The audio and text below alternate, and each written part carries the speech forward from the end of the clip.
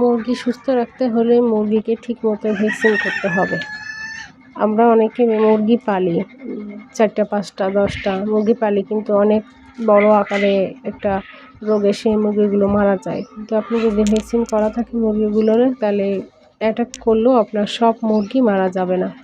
এই জন্য মুরগিকে ভ্যাকসিন করতে হবে। এই ভ্যাকসিনগুলোর কিন্তু অনেক বেশি দাম না, কিন্তু দেওয়ার নিয়ম জানতে হবে এবং ভ্যাকসিনগুলো ঠিকমতো করতে হবে।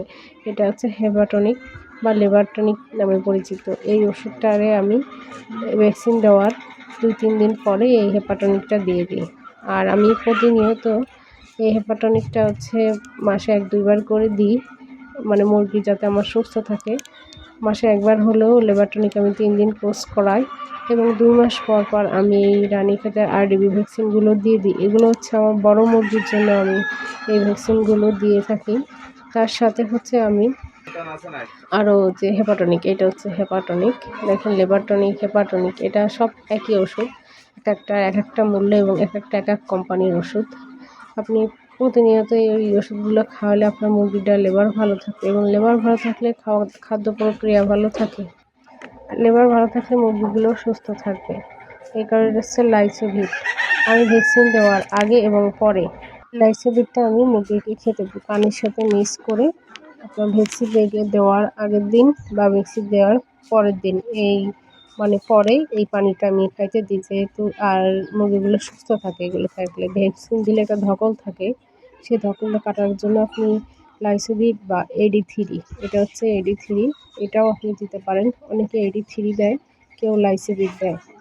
AD3 যদি আপনার ঘরে থাকে আপনি AD3 দিয়ে দেবেন বা লাইসোভিট দিয়ে দেবেন। যেহেতু আমার অনেক মুরগি, আমি কিন্তু প্রতিনিয়ত ভ্যাকসিনগুলো ঠিকমতো করি, কারণ এই ভ্যাকসিন না করার জন্য আমার অনেক মুরগি মারা গেছিলো। 112 পিস মুরগি মারা গেছে একবারে। আমি কিছুই করতে পারিনি, তাকায় শুধু দেখছিলাম। আসলে আমার কিছু করার ছিল না, কারণ ভ্যাকসিন দেওয়া থাকলে যে আপনার রোগ হবে না তা না, কিন্তু একবারে সব মারা যাবে না। আল্লাহর রহমতে যদি কোনো রোগ অ্যাটাক করেও তা আপনার সব মুরগি মারা যাবে না এবং আপনার খামারের অবস্থা অনেক বেশি খারাপ হবে না। যাতে রোগ প্রতিরোধ ক্ষমতা থাকলেও অসুখ হলেও তারা ভালো থাকবে এবং সুস্থ থাকবে। হয়তো যাদের রোগ প্রতিরোধ ক্ষমতা কম আছে 2-1টা হয়তো মারা যেতে পারে, কিন্তু খামারের সব মুরগিগুলো মারা যাবে না। এরা হচ্ছে আমার টাইগার মুরগি। দেখুন এরা খাচ্ছে, আল্লাহ দিলে মাশাআল্লাহ এরা সুস্থ এবং সবল আছে। সারা শীতে এরা অনেক বেশি ভালো ছিল এবং সুস্থ ছিল। শীতের সময় আমি লাইটিংয়ের ব্যবস্থা করছি এবং পর্দার ব্যবস্থা করছি।